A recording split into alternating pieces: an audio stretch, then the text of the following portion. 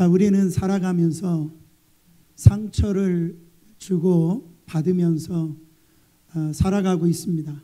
어떤 사람도 문제 없는 사람 없듯이 어떤 사람도 상처가 없는 사람이 없다라는 거예요.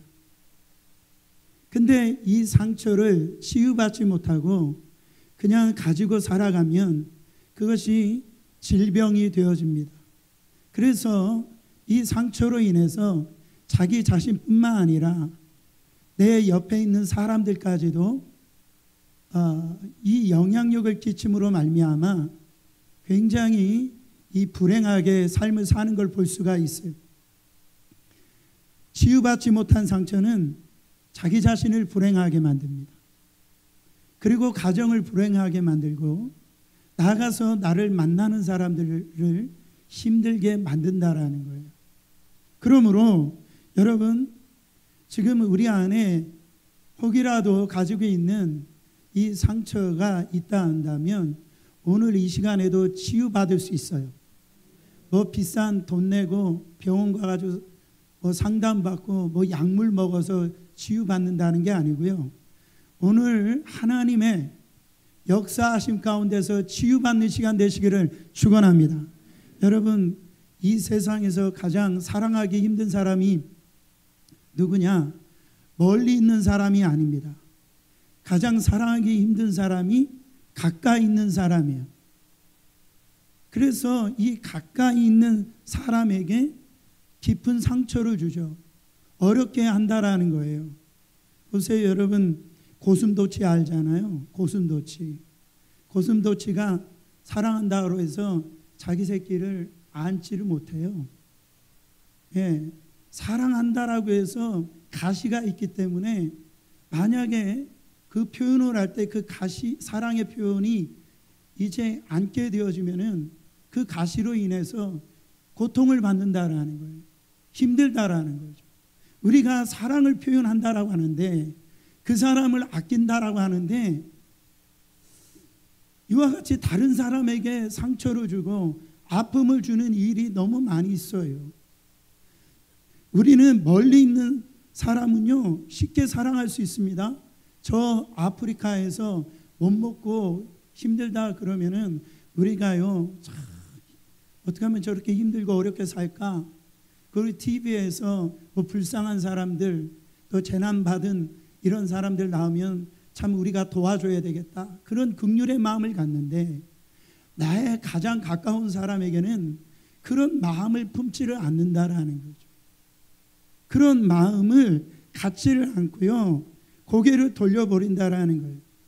요셉을 애굽으로 팔아 넘긴 사람은 다른 사람이 아닙니다. 자기 형제들이 요셉을 팔아 넘겼어요. 원래는 요셉을 죽이려고 그랬습니다. 그러나 이 애굽에 팔아 넘겼는데 요셉의 입장을 생각해 보세요. 가장 믿었던 자기 이 형제들을 통하여서 이제 임신매매로 팔려버렸으니 요셉에게는 얼마나 상처가 많았을 것입니다. 보세요. 왜 우리는 멀리 있는 사람이 아닌 가까이 있는 사람에게 이런 상처를 주고 받게 되어졌는가? 그것은 다른 게 아닙니다. 우리에게 있는 기대 심리 때문에 그래요. 기대 심리. 특히 내가 저 사람에게 뭔가 헌신하고 또한 이 사랑을 베풀어준 그 대상이 있다란다면 그 사람 앞에 보상받으려고 하는 기대 심리가 있다라는 거죠. 나한테는 이럴 수 있는가? 세상 사람들은 다 등을 돌려도 너만큼은 나를 등 돌려서는 안 된다. 이 기대 심리가 있다라는 기대치가 높은 만큼 상처도 더 크게 받습니다. 물론 전혀 기대치가 없는 것도 문제이지만은 그 정도 이상으로 기대해서는 안 된다라는. 왜 그렇습니까? 사람은 완전하지 못하다라는 거예요. 그러므로 성경에서는 사람을 의지하지 말아라. 하나님을 의지하여라. 할렐루야. 그래서 사람은 사랑의 대상이지 믿음의 대상이 아니다. 따라합니다. 사람은 사랑의 대상이지 믿음의 대상이 아니다. 그게 믿음의 대상이 되는 그 순간 상처받는다라는 거예요. 거기서 실망하게 된다라는 거죠. 여러분, 특별히 우리가 잊지 말아야 되는 것은 내가 상처를 받고 살 수도 있지만 내가 그 사람에게 상처를 주고 있다라는 사실이 너 잊지 말아야 된다라는 거예요. 보세요. 일방적으로 상처를 받았다는 사람이 있어요. 거꾸로 보면은 내가 그 사람에게 상처를 주고 있다라고도 생각을 해야 된다라는 거죠.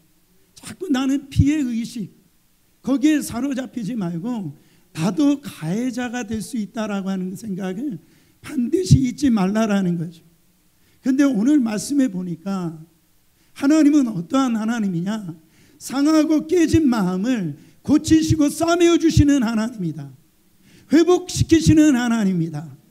그래서 그 하나님을 찬송하라는 거예요. 1절 말씀 다시 한 번 더 봉독합니다. 할렐루야. 우리 하나님께 찬양함이 선하며 찬송함이 아름답고 마땅하도다. 하나님을 바로 찬양함이 그게 선하다라는 것, 그게 마땅하다라는 것, 그게 복되다라는 겁니다. 왜 그 이유를 그 2절부터 쭉 얘기합니다. 무너졌던 예루살렘을 다시 세워주시고 흩어졌던 이스라엘 백성들을 다시 모으셨다라는. 여러분, 이스라엘 백성들도 우리 민족들처럼 수많은 역경이 있었습니다. 고통이 있었어요. 자기들의 죄 때문에도 그렇겠지만은 그들은 정말 많은 어려움 가운데 상처 가운데 살았던 민족인 동시에 이스라엘 민족처럼 하나님의 은혜를 받은 민족이 없어요. 하나님의 구원함을 받은 민족이 없다라는 거죠. 사랑하는 성도 여러분, 우리처럼 하나님의 은혜 받은 사람이 어디 있습니까? 하나님의 복을 받은 사람이 어디 있습니까? 할렐루야. 하나님을 찬송함이 마땅하죠. 우리를 다시 모아주셔서 다시 일으켜주시는 하나님이시라네요. 그리고 3절에 보면 상심한 자를 고치시며 저희 상처를 싸매시는도다. 우리 하나님이 이런 하나님이시라. 상심한 자가 누굽니까? 마음이 깨어진 사람, 마음에 상처가 난 사람이죠. 마음이 깨어지고 마음에 상처가 났다. 우리가 육신적으로 보면 상처가 나면은 거기에 연고를 바르든지 그렇게 해서 회복이 되어지는데 마음에도 상처가 난다라는 거예요. 마음에도 바로 이 병이 난다라는 겁니다.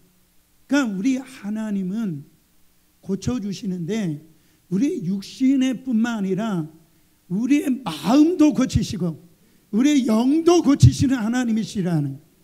마태복음 이 12장 20절에 보면 이 깨어진 마음을 이렇게 표현합니다. 예수님이 상한 갈대를 꺾지 아니하시며 거저가는 심지를 끄지 아니하시기를 심판하여 이길 때까지 하리니.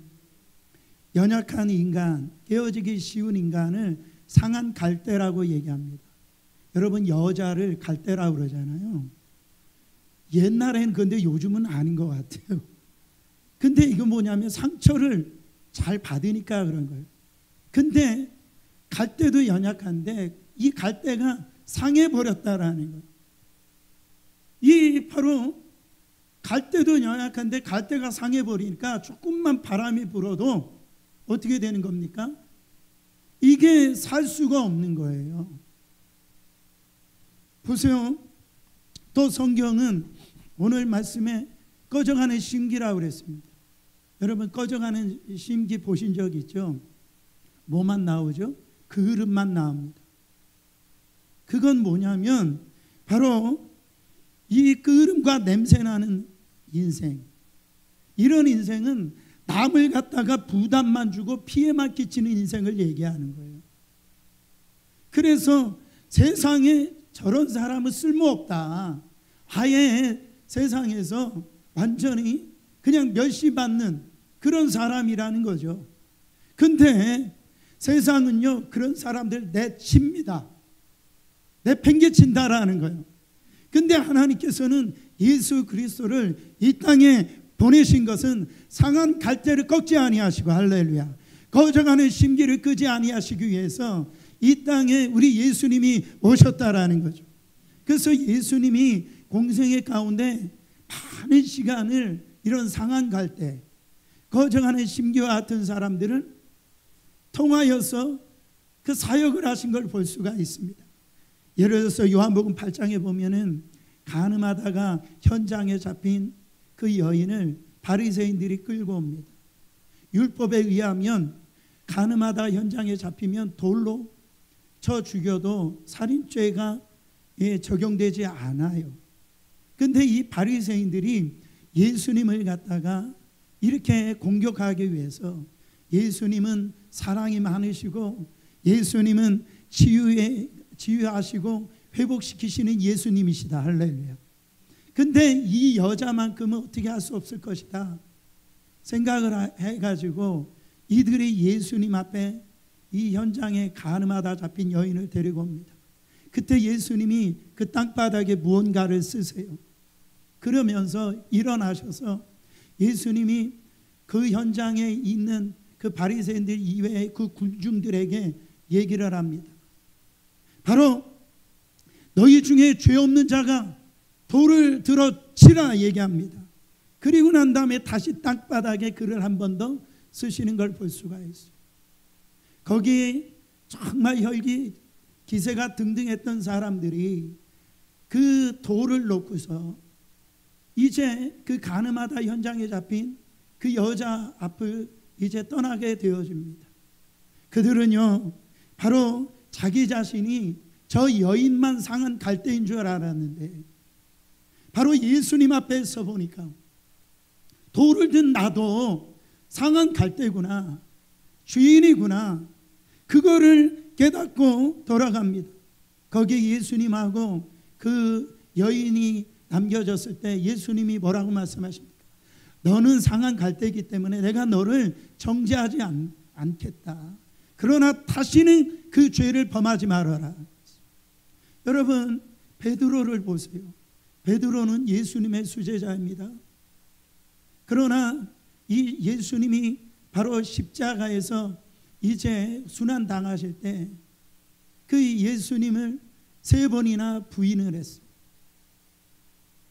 그 예수님이 돌아가시고 난 다음에 이 베드로가 이제 자기 고향으로 가가지고 그물질을 합니다. 밤새워서 그물을 내렸지만 고기 한 마리를 잡을 수가 없는 거예요. 그때 부활하신 주님이 바로 베드로에게 찾아옵니다. 내 그물을 배 오른편에 내려라. 그랬을 때 이 그물이 찢어지도록 이제 고기가 잡히는데, 베드로는 그분이 주님이신 것을, 부활하신 주님 것을 알게 되어집니다. 그러나 예수님 앞에 정말 담대히 나갈 수가 없었던 거예요. 왜 그렇습니까? 베드로는 면목이 없는 거예요. 고개를 들을 수가 없는 거예요. 자기가 예수님에게 어떻게 했는데 그 예수님 앞에 나가지 못하는 이 상한 갈대였다라는 거죠. 그때 예수님이 베드로에게 뭐라고 얘기했습니까? 다른 것을 말씀하시지 아니하고 요한의 아들 시몬아, 네가 나를 사랑하느냐?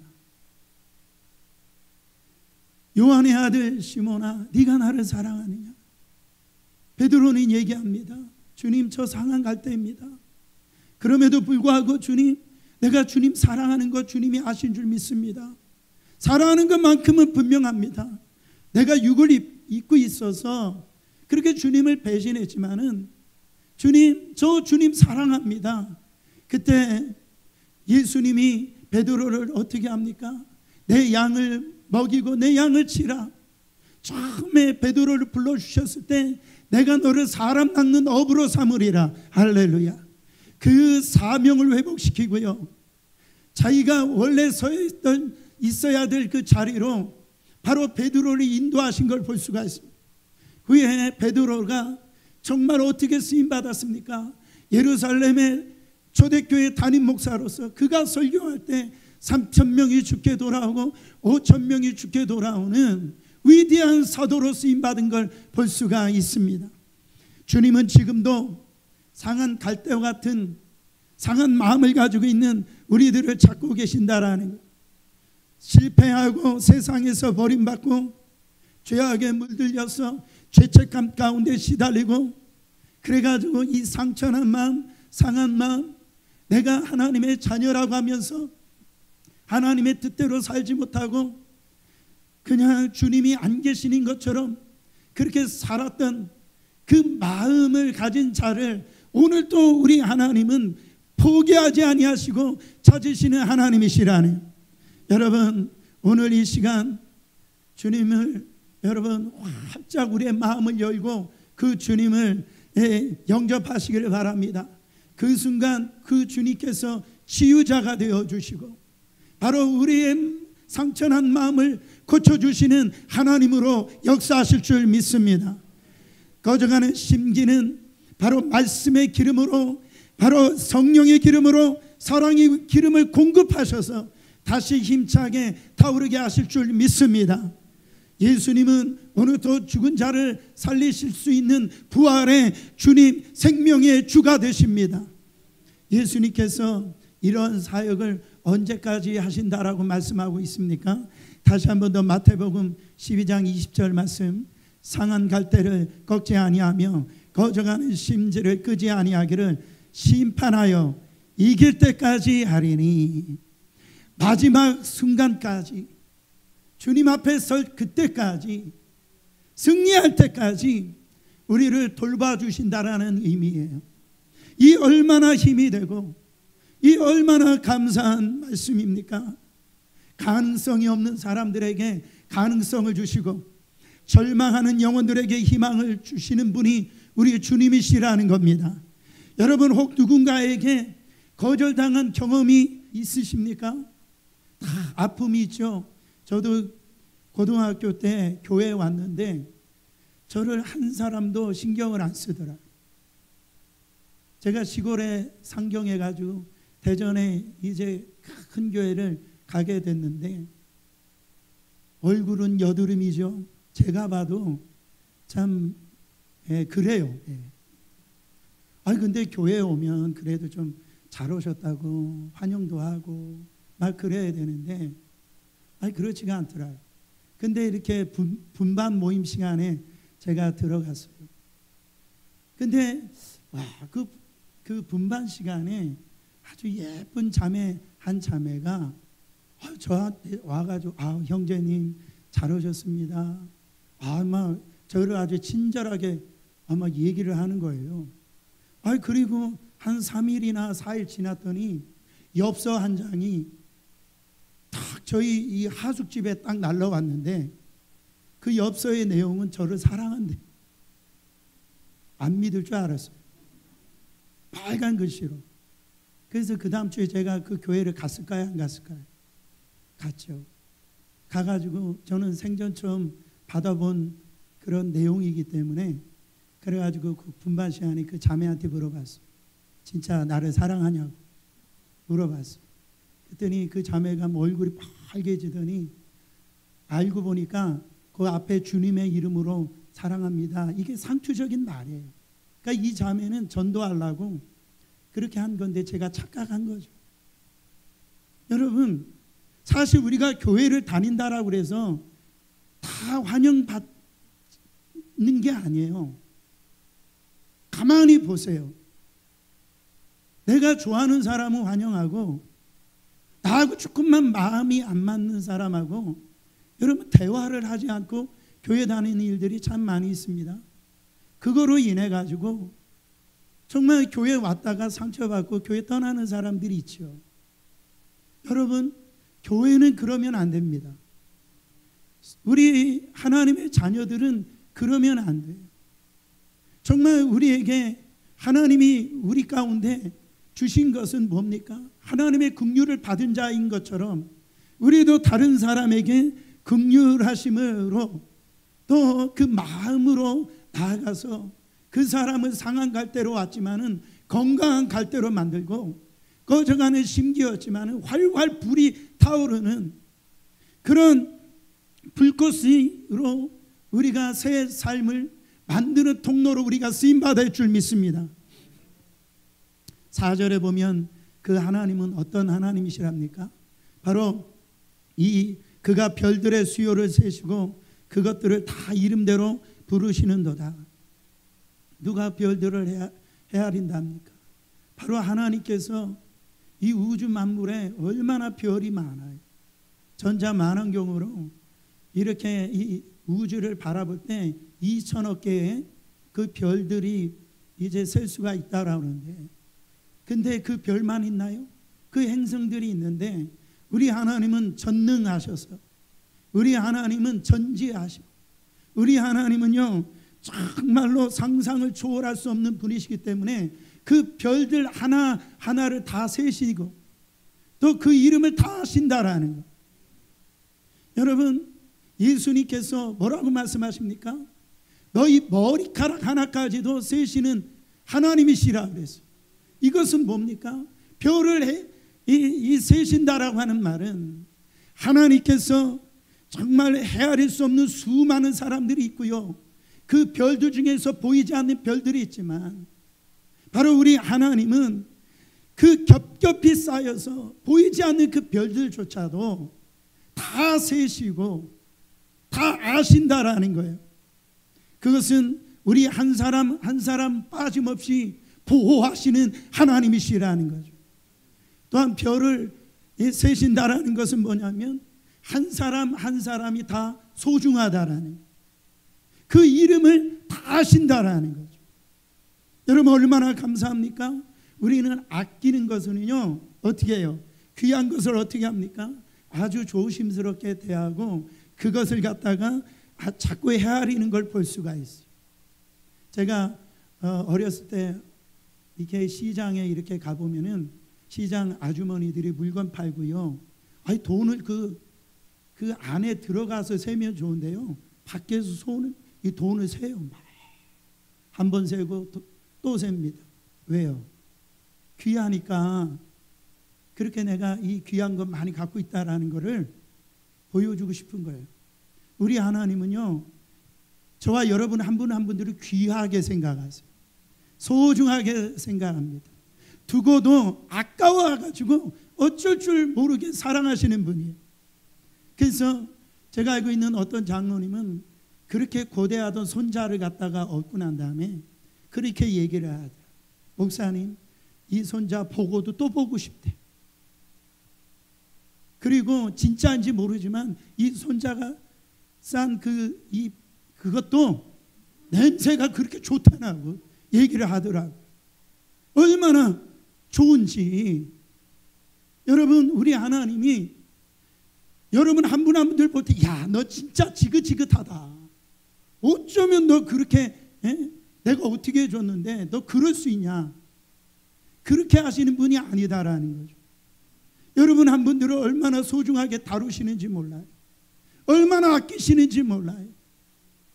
여러분의 그 마음 중심 안에 있는 그 상처를 다 아신다라는, 우리 하나님이 모르시지 않아요. 하나님께서 이스라엘을 택하신 이유도 그거 강한 민족이기 때문에 택하신 게 아닙니다. 신명기서 7장 7절에 보면은 여호와께서 너희를 기뻐하시고 너희를 택하시면 너희가 다른 민족보다 수요가 많기 때문이 아니니라. 너희는 오히려 모든 민족 중에 가장 적으니라. 여러분들이 생각할 때 내가 여기 있는 사람보다 가장 작다, 보잘것없다, 내가 제일 불쌍할 거야. 여러분 그런 생각 드는 분이 있으면 기뻐하세요. 하나님이 그런 사람이 더 관심을 갖고 계시다라는, 이스라엘이 그런 민족이었기 때문에 하나님이 그들을 사랑하셨다라는 이 놀라운 사실을 잊지 마시기를 바랍니다. 우리 하나님께서 지극히 부족하고 지극히 미련한 나를 헤아리시고 바로 보호하시고 바로 지키시고 우리의 모든 사정을 다 알고 계시는 그 하나님, 끝까지 우리를 품어주시는 하나님을 잊지 마시기를 바랍니다. 그러면 우리가 가지고 있는 이 상처를 어떻게 해야 됩니까? 다를 게 없어요. 우리 주님 앞에 나가서 그 상처를 내려놓으면 되는 거예요. 마태복음 11장 28절에 수고하고 무거운 짐진 자들아 다 내게로 오라. 내가 너희를 쉬게 하리라. 여러분, 우리는 보이지 않는 짐이 다 있어요. 무거운 짐이 다 있는데 그 짐 가장 속에 상처라고 하는 짐이 있습니다. 그 짐을 주님 앞에 맡기기라는 거죠. 한 부부가 너무 그냥 앙숙인 거예요. 서로가 안 맞아도 그렇게 안 맞을 수가 없습니다. 그 아주 매일 싸우는 거예요. 교회는 다니는데. 근데 그날 저녁에 이 부부가 저녁 예배에 가서 은혜를 많이 받았어요. 근데 교회에서는 이제는 이제 싸우지 말고 행복하게 잘 살아야 되겠다 그런 생각을 갖지만은 여러분, 집에 가면 어떻게 해요? 또 싸워요. 안 싸우는 얼굴 하지 마세요. 또 싸우는 거예요. 그래가지고 이 여자분이, 남편이 이제 코 골고 이렇게 자는데 이제 각방을 쓰고 있었는데 그냥 그 남편을 정말 칼로 죽이고 싶더라는 거예요. 그래가지고 남편이 방에서 자고 있는데 이렇게 남편을 죽여 말어, 죽여 말어, 죽여, 이런 마음이 일어나는 거예요. 여러분, 여인이 한을 품으면 무서운 겁니다. 온유월에 서리빨이 친다라고 하잖아요. 한을 품게 하면 안 돼요. 물론 미신이지만 여러분 어렸을 때 전세로 고향 보세요. 여러분, 한 품은 남자가 나옵니까? 한 품은 여자가 나와요. 여자가 나오는 거예요. 부엌에서 칼 가지고 그냥 동태 자르고 갈치 자르고, 굉장히 이런 그 안에요 잔인성이 있는 겁니다. 그래가지고 여인을 한을 품게 해서는 안 돼요. 끝이 좋지 않습니다. 그래가지고 이 집사님이 남편을 죽여 말어 하는데, 지난 주일날 말씀드렸던 것이 생각난 거예요. 네 남편 상처가 많기 때문에 그래. 네가 상처를 이해해주고 상처를 싸매어주고 그를 위해서 기도해줘야 된다. 그리고 너의 상처부터 치유받아야지 그의 상처를 싸매어줄 수 있다. 그 말씀이 갑자기 떠오르더니 이제 죽여 하던 이 여자 집사님 말에서 기억자가 사라지고 주여로 바뀌어졌대요. 그래가지고 막 기도하는데 주여 하니까 어떻게 되는 거예요? 예수님의 마음이 임한 거예요. 예수의 마음이. 그래서 기도하기 시작했답니다. 주님, 제게 이런 상처가 있습니다. 이런 아픔이 있습니다. 이런 고통이 있습니다. 기도하는데 가운데 하나님이 주시는 감동을 받게 되어집니다. 한번 여러분 한번 고백해 보세요. 주여. 그 아마 저 사람 미워가지고 죽여 할 때 주여로 바뀌란 말이에요. 남편이 불쌍해요. 주님, 어렸을 때부터 성장기부터 가난하게 자라고 그 남편의 아버님이 그렇게 다른 여자를 만나서 도망가 버리고 많은 상처가 있었어요. 남편을 다 용서하게 되는 거예요. 그러면서 그 남편을 사랑하지 못하고 이해하지 못하고 그랬던 자기 허물이 보이기 시작하는 겁니다.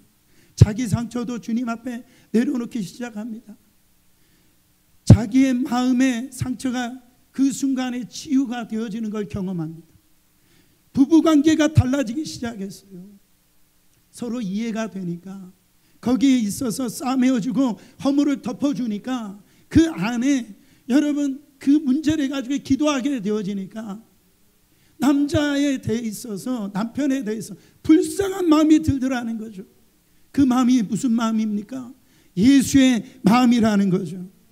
우리는 예수 그리스도가 십자가에서 달리신 그 주님 앞에 우리가 나아갈 때 우리의 상처가 치유받는 줄 믿으시길 바랍니다.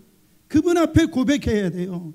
고백하지 않고 말하지 않고 그냥 싸매고 있으면은 어떻게 됩니까? 그 상처는 영원히 치유받을 수가 없는 거예요.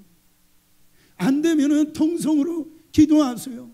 자기 마음에 있는 한을 갖다가 주님 앞에 토해내세요. 주님 앞에. 또한 우리는 십자가를 바라보면서 용서를 배워야 됩니다. 상처는, 누군가로부터 받은 이 상처는 내가 그 사람을 용서할 때 그 상처는 치유받을 수가 있다라는, 내게 상처를 준 사람을 용서하지 않으면 결코 그 상처는 아물 수가 없다라는 거예요. 여러분, 그 전도사님 한 분 간증을 이번 주 제가 들었는데, 이분이 어렸을 때 이 부모님이, 특히 아버지가 술주전병이었대요. 그래가지고 술 드시고 그냥 주무시면 되는데 집에 오면은 그냥 살림살이를 갖다 부시고 던지고, 그러다가 그 어머니를 막 때리고 그랬대요. 가장 참 마음이 아팠던 거 뭐냐면 엄마 머리 이 채를 끌고 막 이렇게 가는 모습이 보고, 어렸을 때 이 전도사님이 너무너무 상처를 많이 받았다. 초등학교 5학년 때 아버지가 술 먹고 이렇게 와서 어머니 또 막 괴롭히니까 좀 5학년쯤 됐으니까 자기도 힘이 있는 줄 알고 아버지께 대들었대요. 아버지 왜 어머니를 그렇게 때리냐고, 어머니가 무슨 죄가 있냐고. 아버지가 나쁜 사람이라고 그랬더니 아버지가, 이놈이 벌써 아버지께 대들은다고 거의 죽기 직전까지 때렸대요. 그게 얼마나 상처가 되는지 그때부터 아버지 얼굴을 보지도 않고 아버지를 피해 다녔다는, 그의 마음속에 아버지를 죽이고 싶다는 그런 생각이 막 끌어올랐다라는. 고등학교 되었을 때 아버지가 어느 날 동네 식당에서 이렇게 술을 드시고 계시는데 이 아버지가 사용하던 공기총이 있었답니다. 이 전도사님이 이 공기총을 가지고 가가지고 아버지를 죽이려고 겨누었대요. 근데 이 쏘긴 쏘았는데 미수에 그친 거예요. 아버지는 누가 쐈는지를 모르죠. 그것이 이제 그 부분에 이 전도사님에게 자기 스스로도 용서할 수가 없는, 아버지도 용서할 수 없고, 그러는 중에 친구의 전도를 받아서 이게 교회를 나가게 됐는데 신학교에 들어가고 전도사가 된 겁니다. 그는 하나님 말씀을 다 순종하겠는데 용서하라는 말씀에 순종할 수가 없었대요. 다른 사람은 다 용서해도 아버지만큼은 용서할 수가 없었다라는. 하나님 앞에 아버지는 오늘 동영상처럼 인간이 아니에요. 그건 짐승이다. 어떻게 짐승을 용서할 수 있어요? 아버지는 짐승이지 인간이 아닙니다. 그것 때문에 너무너무 괴로워했어요. 근데 설교할 수도 없는 겁니다. 너무너무 사역할 수가 없는 거예요. 강단에서 아버지를 용서해달라고 기도합니다. 그 마음이 너무너무 괴로웠는데 그때 기도하는 가운데 하나님께서 환상을 열어주셨다는, 그 환상은 십자가에 달리신 그 예수님의 몸에서 피가 뚝뚝 떨어지는 그 환상이었어요. 머리에는 가시면류관을 쓰고 양발과 이 팔에 대못이 이 박혀 있는 그 예수님이 또 허리에 그 상처, 그것을 보여주시면서 예수님이 그렇게 말씀하셨대요. 야 김전도사야, 내가 너의 죄를 위하여 이 고통당하고 내가 너 죄 용서하려고 바로 이 아픔을 감당했는데 너는 어떻게 너희 친아버지 그 용서하지 못하냐. 주님이 자신을 맞고주시는 거예요. 그래가지고 그때 이 전도사님이 꼬꾸라져가지고 그가 아버지를 찾아갔답니다. 식구가 많아서 아버지를 웃방에다 모시고 가서 아버지 앞에 절을 하면서, 아버지, 저는 아버지 용서할 수가 없습니다. 제가 그런 마음으로 살았습니다. 그러다가 아버지를 향해서 그때 이 공기총을 쐈던 자는 바로 저입니다. 그러나 아버지가 나는 용서할 수 없지만 주님이 저에게 용서할 수 있는 마음을 주셨습니다.